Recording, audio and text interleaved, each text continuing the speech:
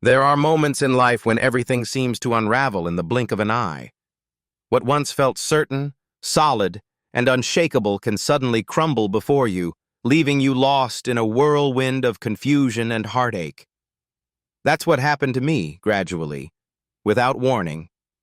It wasn't just the distance between us that grew. It was something deeper, something I couldn't quite name at first. And then one evening, everything I thought I knew about my life, my marriage, and the future I had envisioned came crashing down, leaving me to confront a painful truth I never saw coming. Look out the window and you'll see the rain pouring down on the street, a constant reminder of how life, much like the weather, is unpredictable. It's full of twists and turns, some gentle like a soft breeze, and others as violent as a storm, throwing us into chaos and uncertainty. Yet, it's in these moments of darkness and upheaval that we often discover the strength to push forward, one step at a time. This is a story of someone who was tested, not by mere chance, but by the very people he thought he could trust. Since childhood, I had a simple dream: to own a small but successful business, marry a beautiful wife, and raise at least 3 children, 2 boys and 1 girl. That vision was what I lived for, and I was willing to give everything to make it a reality. But life, as it so often does, threw challenges in my path that I could never have anticipated. One evening, my entire world collapsed when I found my wife, Jane, in the kitchen with another man. My name is Jeffrey Mason, and this is my story. Growing up, I always envisioned owning a business that would allow me to create something meaningful. It wasn't just about making money, it was about building a legacy. My father, who believed in me even more than I believed in myself, played a key role in turning my dream into reality. I remember sitting with him in our small kitchen, the air filled with the smell of fresh bread and brewed coffee. He would tell me tales from his younger days, about the places he visited and the cultures he explored through food. Those stories sparked something in me. I wanted to open a cafe, one where people could feel at home, share a meal, and find comfort in life's small joys. After graduating from college, brimming with ambition and enthusiasm, I decided it was time to make that dream come true. My father was my biggest supporter. Not only did he provide the financial backing to get me started, but he also gave me something far more valuable: the belief that I could succeed. The first few months were grueling. I worked from dawn until late into the night, sometimes not taking a day off for weeks. The exhaustion was overwhelming, but the thrill of building something of my own kept me going. Slowly but surely, the cafe began to flourish. A year later, with the business stable and earning a modest income, I felt like I could finally exhale. Life was falling into place, and it was then that Jane walked into my life. It was a chance encounter that changed everything. I had decided to take a rare day off and stroll through the park near my cafe. The sun was bright, the breeze gentle, and there she was, sitting on a bench, completely absorbed in a book. Just as I passed by, the wind snatched a page from her book, and I instinctively chased after it. That's how we started talking. We talked about everything that day: books, life, and how important it was to take a break from the hustle and bustle. I learned she was studying to become a lawyer, and her intelligence and sharp wit immediately caught my attention. Before I knew it, hours had passed, and we had spent the entire afternoon walking and sharing stories. From that moment on, we were inseparable. Jane became my rock, my partner, and my inspiration. Her support for me and the cafe was unwavering, and her presence made me feel like I could take on the world.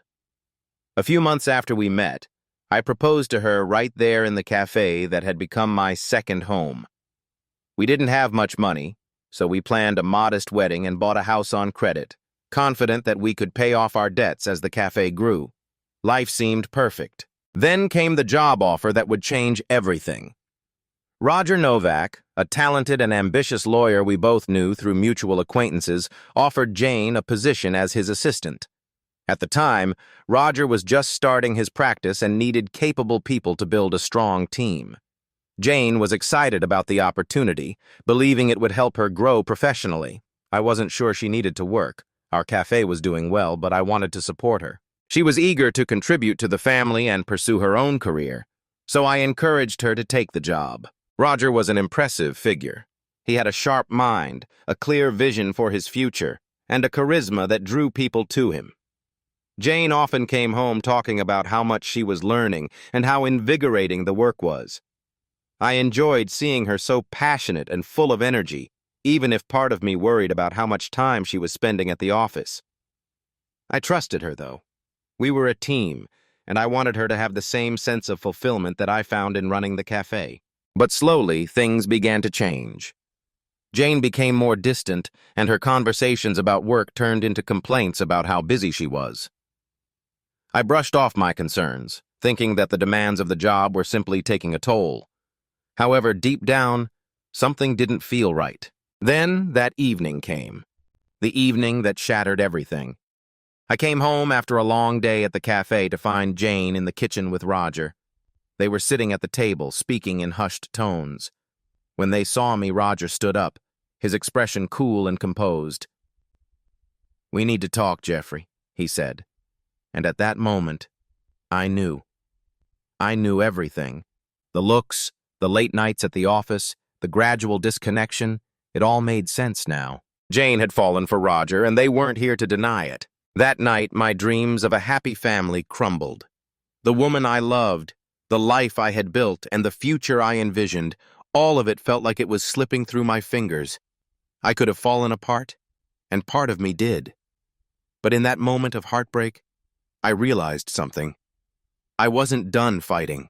I might not be able to control the storms that life throws at me, but I could control how I responded. If Jane and Roger thought they could destroy everything I had worked for, they were mistaken. My cafe, my integrity, my pride, those were mine, and I wasn't going to let anyone take them away from me without a fight. So, while life was unpredictable and often cruel, I decided to take another step forward. The days ahead would be hard, and the path uncertain, but I knew one thing for sure. I wasn't done yet, and this time, I would be the one to decide how my story ended. It all started so subtly that I barely noticed it at first. Jane was spending less and less time at home. Her work seemed to demand not just her time, but also the energy that we once used to share. Time we spent making love, watching movies, going for walks, or simply enjoying each other's company. The evenings where we would sit down for dinner, discussing our day and sharing dreams of the future, became rare. Jane would often come home late, exhausted, with only one desire: to be left in silence. And I tried my best to be supportive. I cooked dinner, cleaned the house, did everything I could to help ease her burden. But an invisible wall started to form between us. It was as if the more I reached out, the more distant she became. The warm conversations we once had were replaced by cold, short messages about her need to stay late for work or attend last-minute meetings. My attempts to express how much I missed our connection were often met with Jane reminding me how important her job was. And though I tried to understand, I couldn't help but feel the creeping weight of loneliness settling in. To make things worse, Jane began to grow secretive about her work. She used to share every little detail with me, her eyes lighting up with excitement as she spoke about her day. But now, her stories became vague, almost dismissive. She stopped talking about her job entirely, especially whenever I asked about her meetings with Roger Novak, her boss. One evening, after yet another late night, I couldn't hold back any longer. I asked her if maybe she was spending too much time at work, if perhaps we should try to find some balance between her career and our personal life. Her response shocked me. She explained that work was an opportunity for her to grow and that I needed to be more understanding. While her words were reasonable, the coldness in her voice sent a chill through me. There was a growing distance that I couldn't ignore, and it was clear I wasn't imagining things. As time passed, Roger Novak, her boss, seemed to climb the ladder of success at lightning speed. He became one of the top lawyers in the city, buying a new house, driving a fancy Jeep. I would be lying if I said I didn't feel envious. My own business had hit a plateau, and I longed for the support and encouragement Jane used to offer me. But she had distanced herself. I even tried to start a conversation about having children, hoping that a family might rekindle our connection. But Jane wasn't interested. She said she didn't want to rush into anything, Then came the day that changed everything. It was just another ordinary day at the café. I had stayed late, chatting with some regulars who had become like friends over the years. On my way home, I mulled over the idea of suggesting to Jane that we spend the weekend together. Maybe take a short trip, something to help us reconnect. But as I approached the house, something felt off. The lights were on in the living room. Jane rarely waited up for me these days. I unlocked the door, my heart heavy with a sense of unease. When I stepped inside, I found Jane sitting at the glass kitchen table. Her face was drawn, serious, as if she had been waiting for me. But what caught me most off guard was the presence of a third person, Roger Novak. He sat across from her, his demeanor so casual, like he belonged there. As I stood frozen in the doorway, Jane spoke first. "We need to talk," she said. Her voice was calm, but there was a weight to her words that immediately set off alarms in my mind. Roger nodded in my direction, greeting me with a casual, indifferent smile, but said nothing. Jane continued, and with every word she spoke, my world seemed to crumble beneath me. She explained how our relationship had changed, how she felt torn between her work and our life together, and that she had found comfort in Roger. She never used the word affair, but the implication was clear. Then, almost like an afterthought, she asked for a divorce. There it was, the moment I had feared but never truly believed would happen. A neat stack of papers lay on the table, waiting for my signature, as if it were just another business transaction. I felt paralyzed. I wanted to argue, to beg, to tell her that we could fix everything. But as I looked into her eyes, I saw that she had already made up her mind, and Roger's presence only confirmed that this wasn't just a passing moment of doubt. It was real. Roger finally spoke. His voice was calm, almost businesslike, as if this was nothing more than another deal to close. "This is the best option for all of us," he said, his tone devoid of emotion. He didn't offer an apology, nor did he try to soften the blow. His words were practical, cold, and calculating. I sat there, my world crashing down around me. My life, my dreams, everything I had built with Jane was unraveling right before my eyes. I couldn't bring myself to sign the papers. "I can't sign this," I finally managed to say, my voice barely a whisper. I was trembling inside, fighting to keep control of my emotions. Jane looked at me with a mixture of pity and resolve. "Jeffrey, this is the best solution for both of us," she said softly, as if trying to convince me.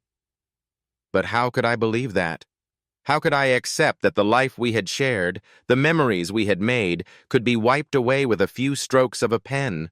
Roger stood up, his expression unreadable.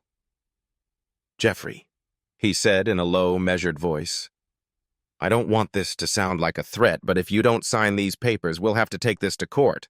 And believe me, Jane has a good chance of winning." His words were ice cold. He wasn't bluffing. He was ready to take this as far as necessary to get what he wanted.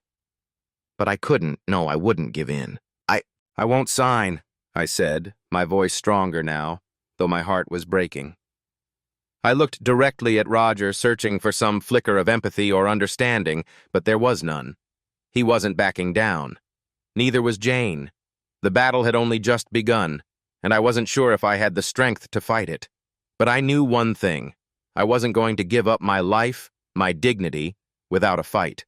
The room was thick with tension, as if the air itself was holding its breath. "Nothing there but cold calculation, huh? Looks like we'll have to do this the hard way," Roger Cly muttered, folding the papers slowly, his gaze sharp. He rose from the table with a deliberate calm, then motioned to Jane, who followed him without a word. I watched from the window as they crossed the street, got into Roger's Jeep, and drove away, leaving me alone in the suffocating silence of my house. The next morning, after that unforgettable and painful night, I woke up with a weight on my chest. Sleep had been elusive, restless, filled with anxious thoughts about what the future held for me. The first thing I knew I had to do was find legal help. I needed someone who could assess my situation with a clear head, who could help me make sense of the mess my life had become. That's when I remembered Mr. Osborne, a family law attorney I'd heard about from friends. Without hesitation, I dialed his number, desperate for guidance. To my relief, he was able to meet with me that very day. When I arrived at his office, Mr. Osborne greeted me with a professional smile, but as I began to explain my situation, his expression became serious. He listened intently, interrupting only to clarify key details. Once I finished, he paused, as if carefully considering his words. "Jeffrey," he began, his voice steady but firm. "Your situation is complicated, but it's far from hopeless." His confidence gave me a small sense of relief. "First, we need to gather evidence that shows this divorce wasn't initiated because of any wrongdoing on your part. That will help protect you in court." I nodded, knowing full well this wasn't going to be easy.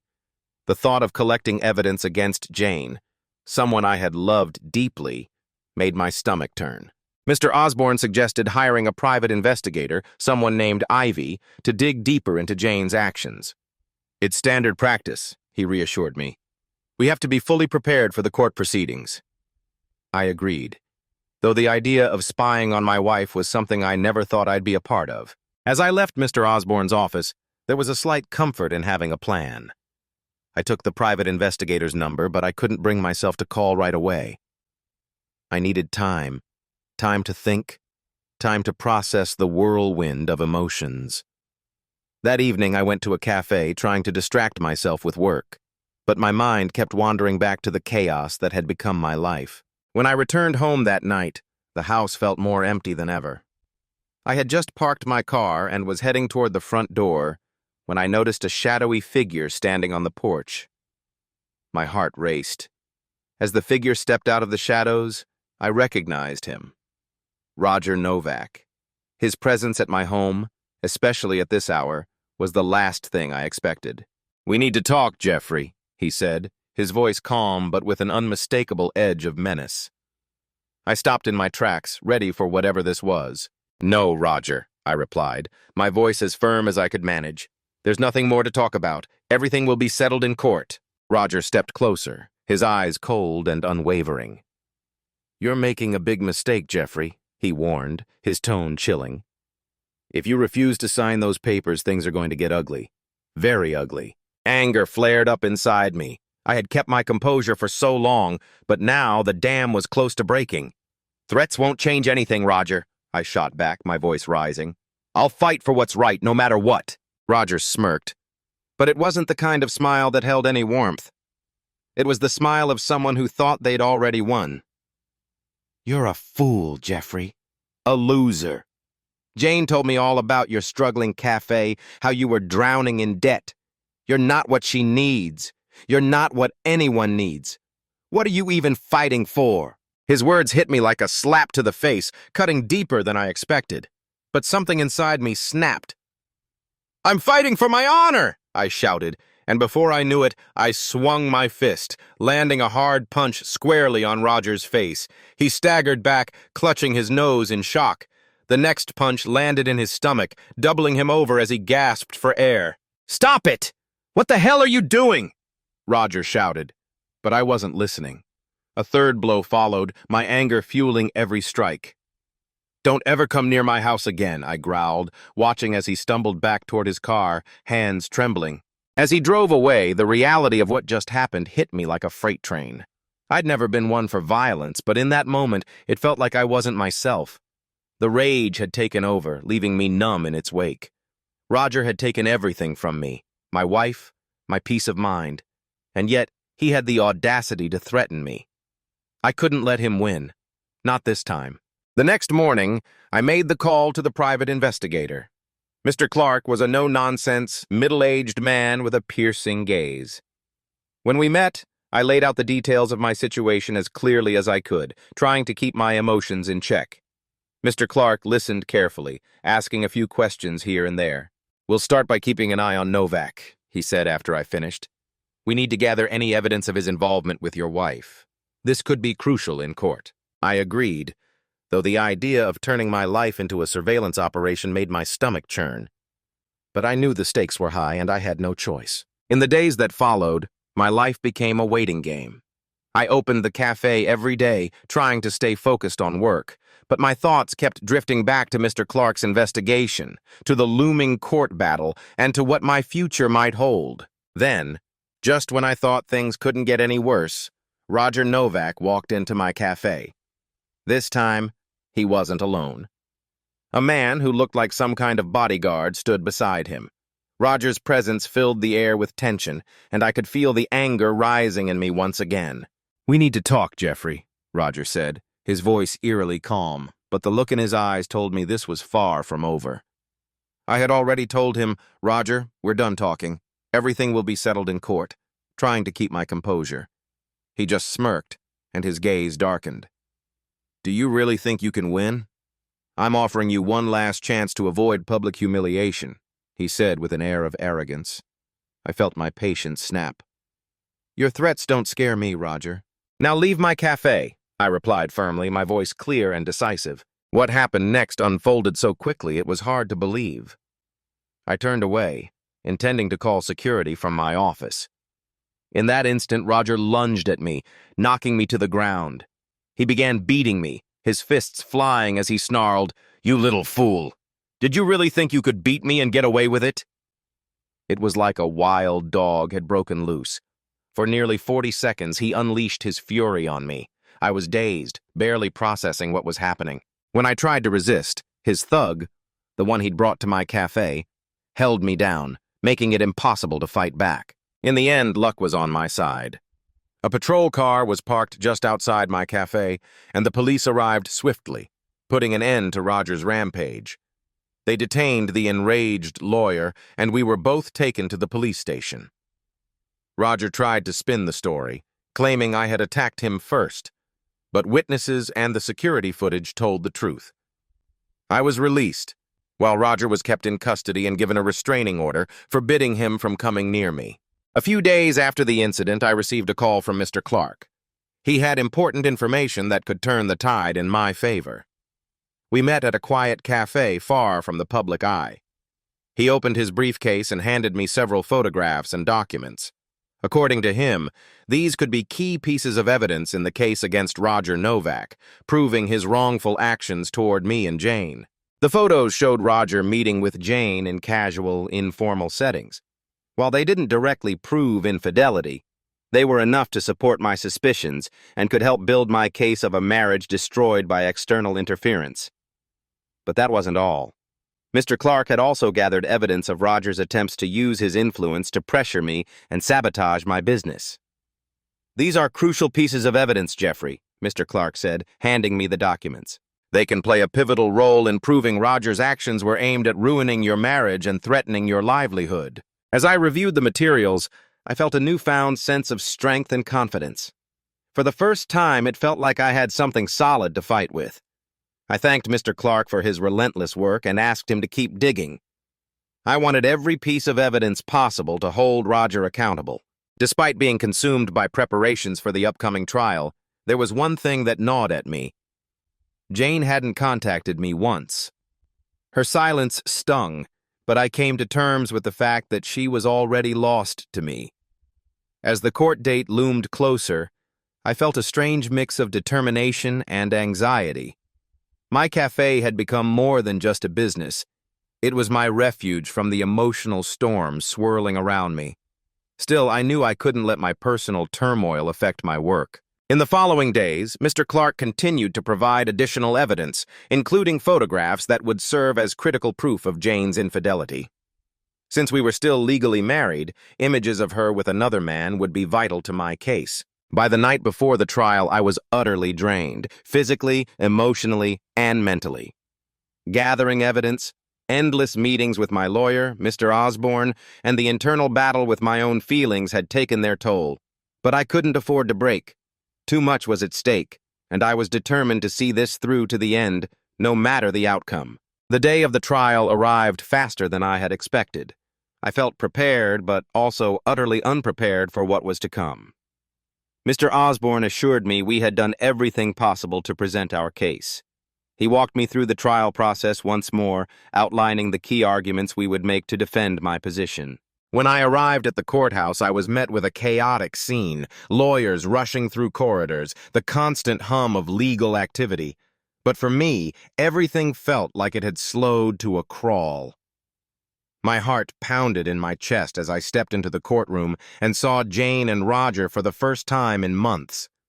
Jane appeared calm, which only heightened my nerves.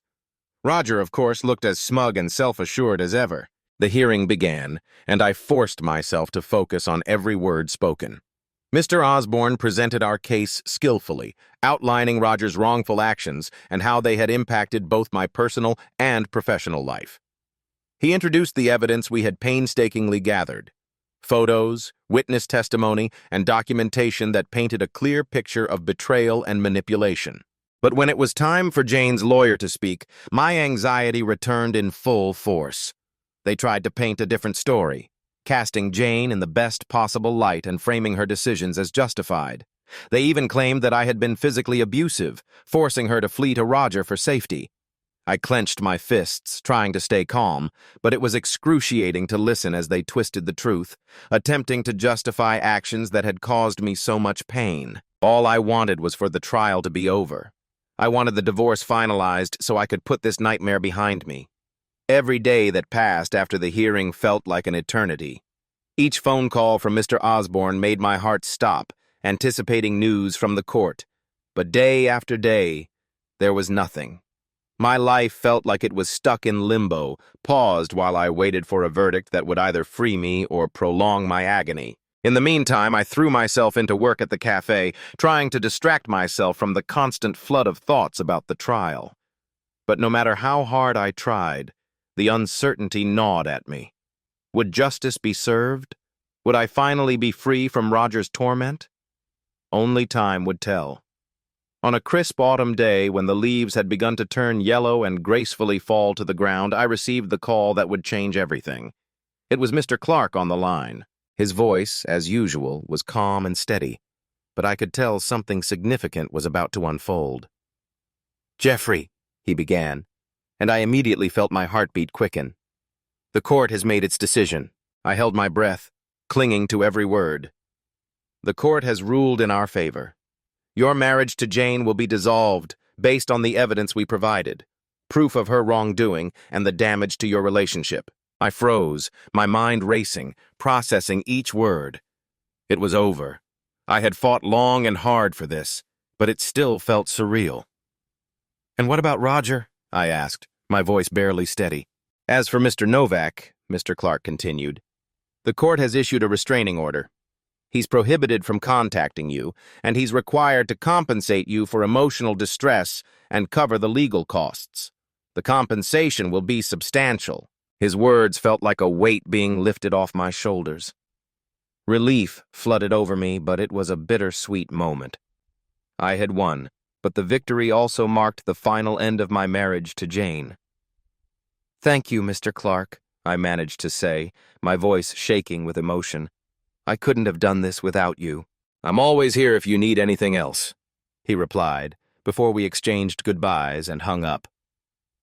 I sat still for a moment, eyes closed, letting the reality of it all sink in. This whole nightmare had begun one evening when Jane, or rather my ex-wife now, brought her lover into our home and demanded an amicable divorce. That betrayal still stung, but now it was Jane who was walking away with nothing. In fact, she owed me, emotionally, financially, and morally. Roger, her lover, hadn't fared much better. After that incident at the cafe where he attacked me, he lost his law license and his career. The last time I saw him, he was driving a beat-up foreign car instead of his shiny Jeep. It was almost comical, but I didn't waste my energy thinking about them anymore. My focus was on rebuilding my life. The first step was selling the house, the one Jane and I had picked out together. It was time to move on. To my surprise, selling it wasn't as challenging as I expected. The real estate market was in my favor, and soon I had a buyer. The sale gave me the financial freedom I needed to look at my life from a fresh perspective. With the money from the sale, I treated myself to a new car, an upgrade that felt like a symbol of the new beginnings I was chasing. But more importantly, I poured resources into my cafe. That place had become more than just a business. It was my sanctuary, a place where I could heal, reflect, and dream. I wanted it to thrive, not just for me, but for others. I envisioned a cozy, welcoming space where people could come for comfort and warmth, a reflection of the solace I had found within myself. As the cafe blossomed, so did I. The renovations, the new customers, the positive reviews, all of it renewed my sense of purpose. It reminded me that even in the darkest of times, there's always a chance to find light and hope. Each day, I grew more aware of how change, no matter how painful, can lead to growth and renewal. The cafe became a symbol of my rebirth. It represented the idea that we can always leave the hardships of the past behind and build something new. With every customer that walked through the door, I felt a sense of joy. Each person had their own story, their own journey, and I found comfort in listening to them. Those conversations reminded me that life is full of unexpected twists and turns, but even in the dark, there are always sparks of light waiting to be found. Looking forward, I started to see endless possibilities. I wasn't just content with running one cafe. I began planning for expansion, envisioning new locations across the city. I even considered developing my own product line. These were dreams I once thought were out of reach, but now they felt not only possible but inevitable. I knew that challenges would continue to arise. Life never stops testing us. But I also knew that I had grown stronger through this process. Every obstacle I had faced made me more resilient, and every setback taught me to savor my victories. This journey was a testament to the complexities of human relationships and the strength we find within ourselves when life demands it. Story 2. I've always been assertive. Since my college days, I've found myself in countless debates and confrontations. Defending my position gave me a sense of confidence, and over time, it sharpened my ability to navigate tricky situations. Little did I know that these skills would come in handy when I found myself in the middle of a messy divorce with an unfaithful wife. My name is Stephen, and I had been married to Kathleen for 15 years. We had 2 beautiful children, a 7-year-old boy and a 15-year-old daughter. While I'm known for being firm and strict in the outside world, with my family, I'm different. I'm loving, nurturing, and I only raise my voice when it's absolutely necessary for teaching a lesson. Physically, I'm in good shape. I work out regularly and take pride in maintaining a strong, toned body. Kathleen, on the other hand, is petite with striking brown eyes and dark hair. She, too, takes care of herself, always maintaining a fit figure. We were the picture of a well-matched couple, or at least that's what everyone believed. But things don't always turn out the way they seem. Behind closed doors, our relationship was falling apart. Kathleen had always been concerned about losing her slim figure after having children, but in my eyes, she only became more beautiful with time. Her appearance seemed to attract more attention, which made me uneasy. I've never been sure if this was a good or bad thing. On one hand, I was proud of her, but on the other, it stirred up deep feelings of jealousy in me whenever men would hit on her. It drove me crazy. A few times, I've lashed out at Kathleen after catching her talking to someone I found suspicious. It wasn't that I didn't trust her. It was just that the jealousy would overwhelm me. If a guy stood too close to her for more than a minute, I could feel myself shaking, my mind racing.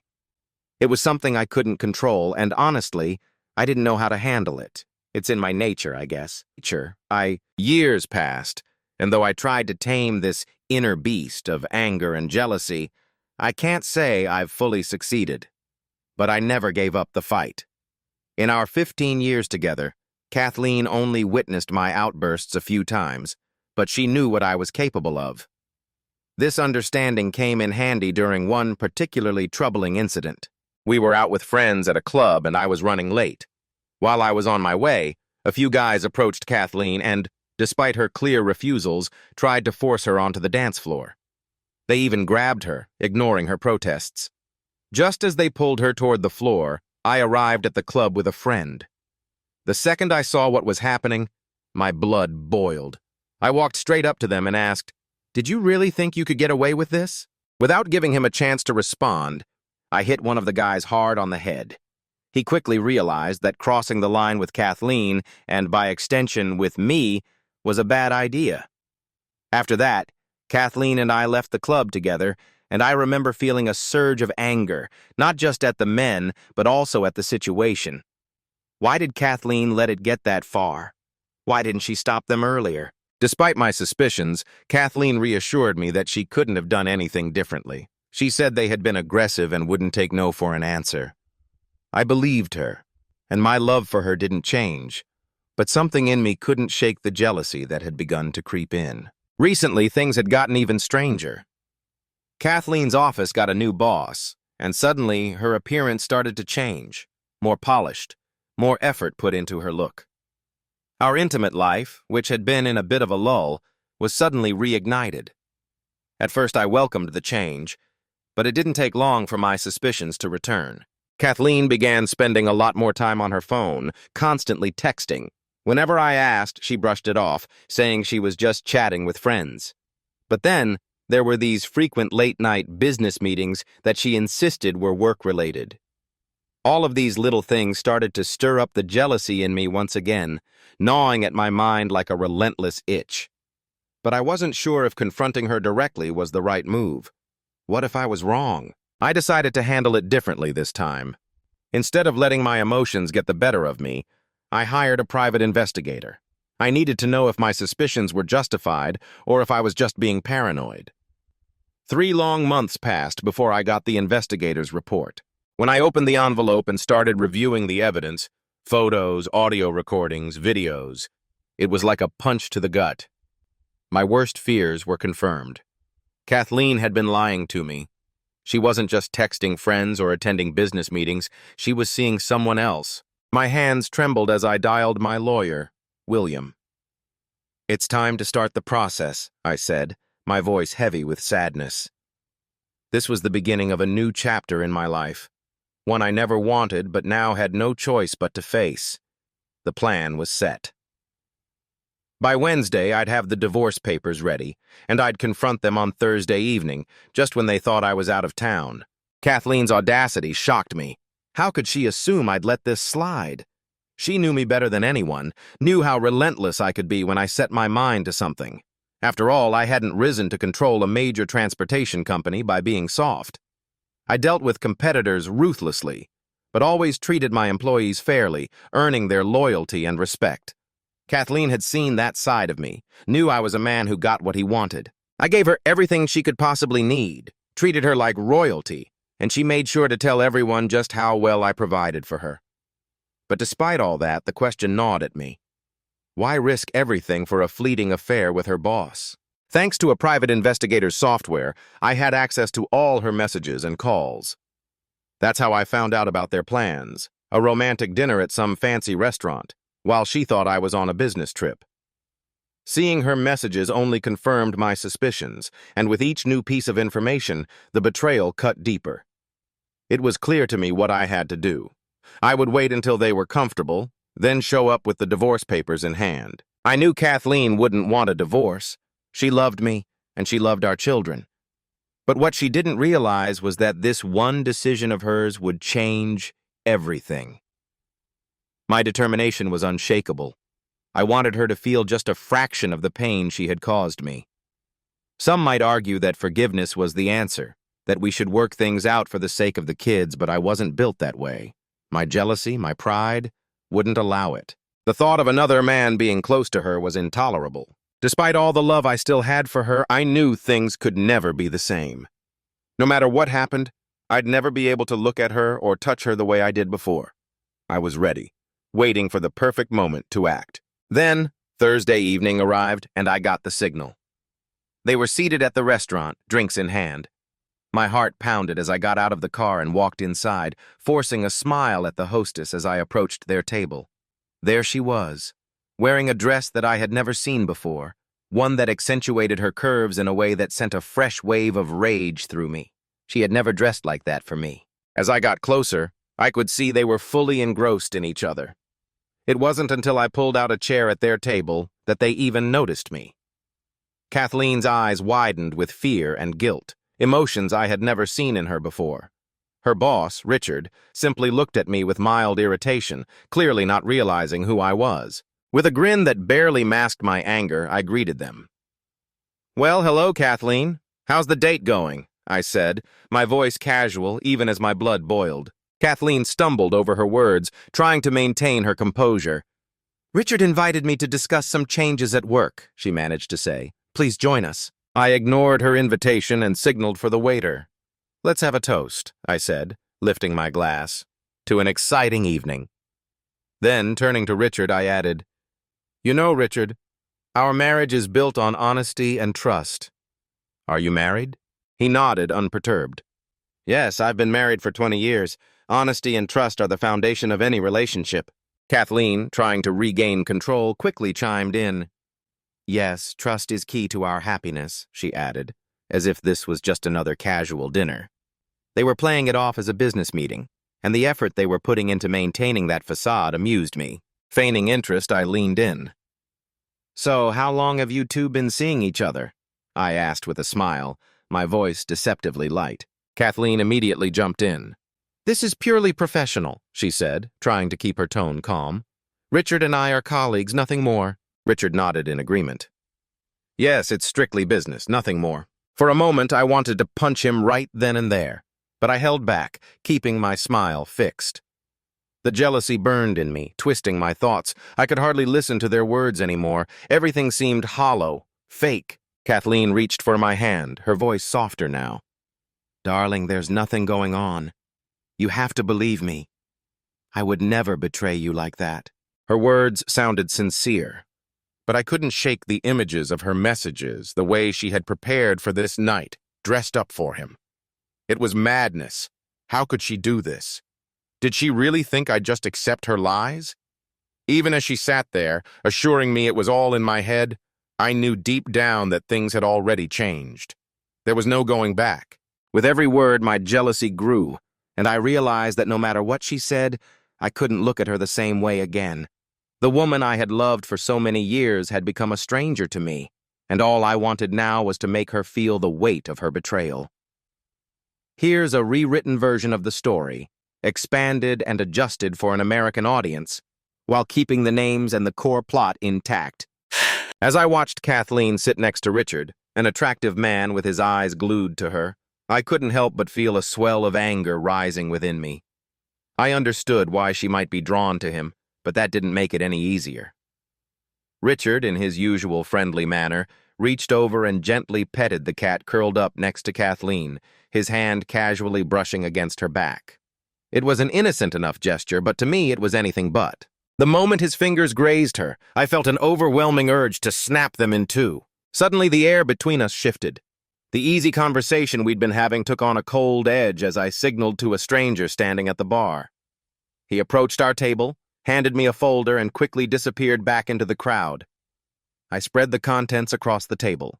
Photos, one after another. The weight of the moment settled heavily as I turned to Kathleen, my voice trembling, not from fear, but from sadness. Kathleen, I began softly, but the bitterness in my voice was unmistakable. I have always loved you with all my heart, but with these in front of me, my heart is broken. There was a hint of sarcasm in my tone, but I wasn't joking. Kathleen froze, her eyes widening in horror as they scanned the damning photos. Richard, trying to act composed, began demanding explanations, but I silenced him with a glance, flipping through the images with deliberate slowness. See, Kathleen, you look absolutely beautiful in these. And Richard here, well, he looks thrilled, I said, the sarcasm dripping from my words. This one might be my favorite. Your faces really say it all. You both seem to be enjoying yourselves quite a bit. Richard's face paled as the reality of the situation sunk in, but I wasn't done. It's incredible, really, how you've managed to keep this from me. The secrets, the lies, all behind the guise of business meetings. I leaned back in my chair, the tension in the room rising as Kathleen's tears began to pool in her eyes. She couldn't hold back anymore. Please, she whispered, her voice cracking. Please stop. People are staring. I glanced around the restaurant, noticing that we had indeed become the center of attention. I lowered my voice, though the anger in my chest burned just as fiercely. You know what this looks like, right? I asked her, my tone now steady. There's only one way out of this mess, Kathleen. Her face fell as she swallowed hard, trying to compose herself.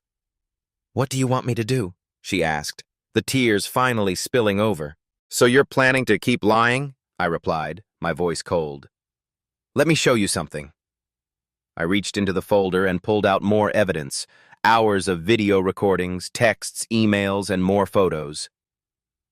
I didn't want to believe you could do this, but the proof is overwhelming. It hurts, Kathleen, it really does. And I've gone through a lot to make sure everything I have is completely legal. She stared at the mountain of evidence, speechless. Tonight, I said, my voice calm but resolute. It all ends. These are the divorce papers. I slid them across the table toward her. Your affair has destroyed our marriage and shattered any love I had left for you. If you don't sign these today, everyone will know the truth. Our children deserve to know who their mother really is. Kathleen broke down, sobbing uncontrollably. Richard, sitting beside her, looked terrified, his confidence shattered. He started offering weak excuses, but I wasn't interested in hearing them. Stephen, please, Kathleen begged through her tears. Give me another chance. I stood up, not wanting to stay another second in that pitiful scene. I'll be back, I said curtly, pushing my chair back. When I return, I expect those papers to be signed. If not, I promise you won't believe the chaos I can bring into your life. With that, I walked away, leaving her broken and Richard desperate to fix the mess they had created. As I left the restaurant, I knew Richard would try anything to convince her to sign. He had too much to lose. His reputation, his career, his marriage. He couldn't afford for those videos and photos to come to light. He'd do whatever it took to salvage what he could, even if it meant manipulating Kathleen into signing the papers. When I returned, the two of them were deep in conversation. Richard was pleading with her, trying to sound sincere. Just sign the papers, Kathleen, he urged. I'll make sure you and Stephen can talk, go to therapy, work things out. It's the least he can do after 15 years of marriage over one mistake. Kathleen, still crying, nodded slightly. She didn't want the divorce. She didn't want to lose the life we had built, or risk our children turning against her.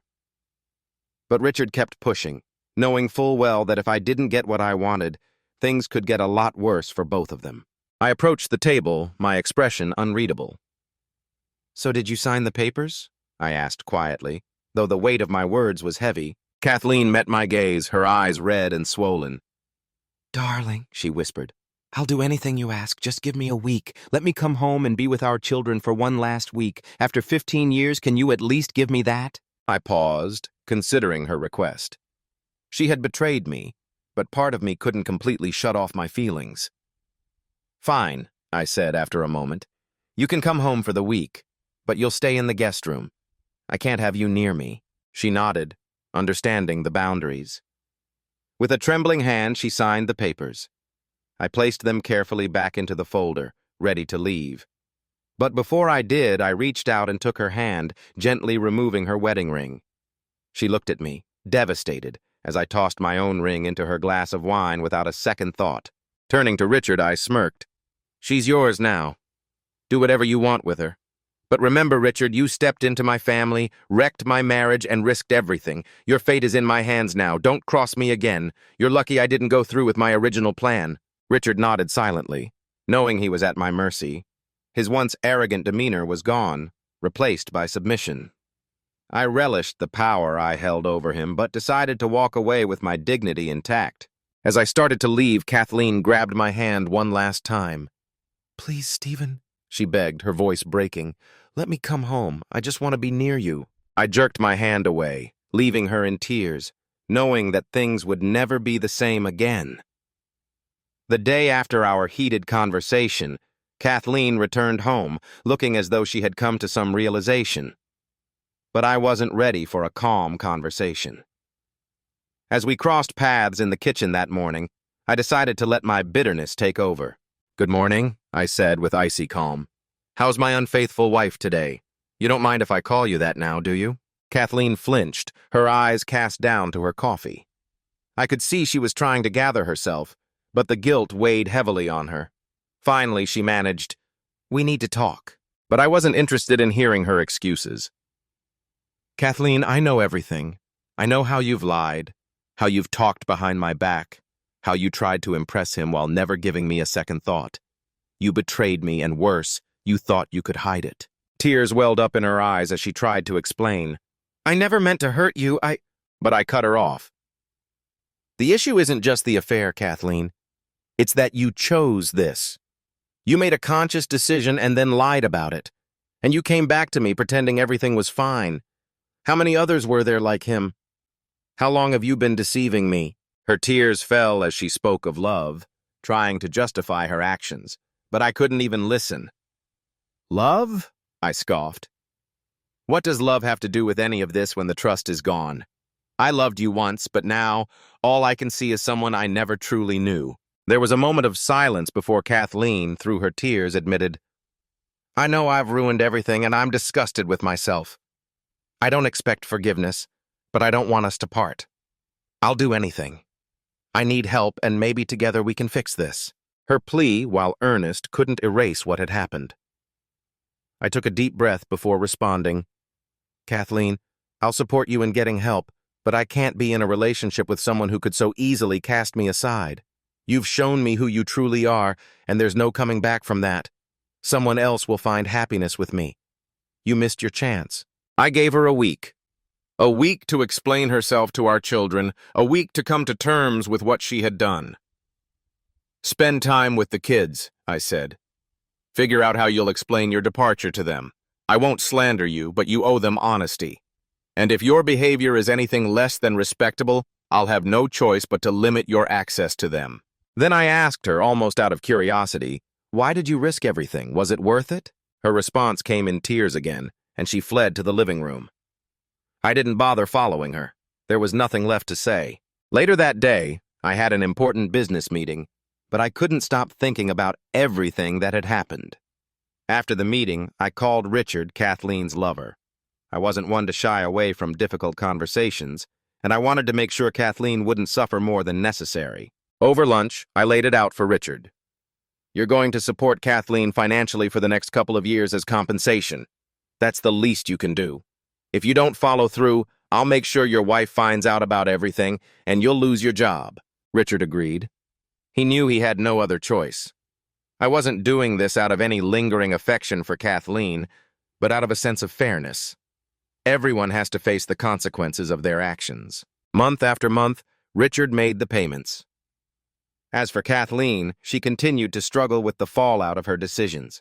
She admitted her guilt, but never fully understood why she did what she did. She'd lost her family, her home, and my love.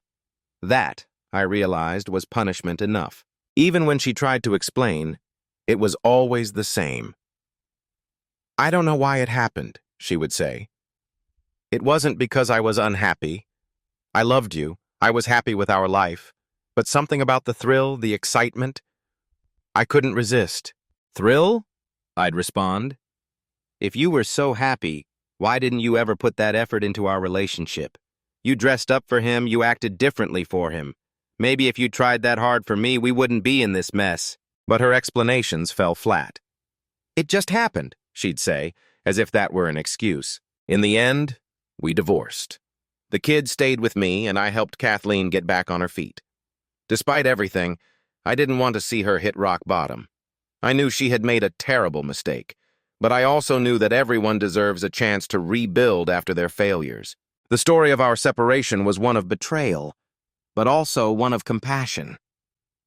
I could have destroyed Kathleen's life completely, but I didn't. I chose to maintain my dignity, to show compassion where others might have shown cruelty. This chapter of my life was painful, but it taught me the importance of self-respect and the value of making difficult decisions with a level head. Even in moments of deep disappointment and betrayal, I learned that it's possible to remain human, to show kindness without being weak, and to move forward with the strength that comes from knowing you've done the right thing.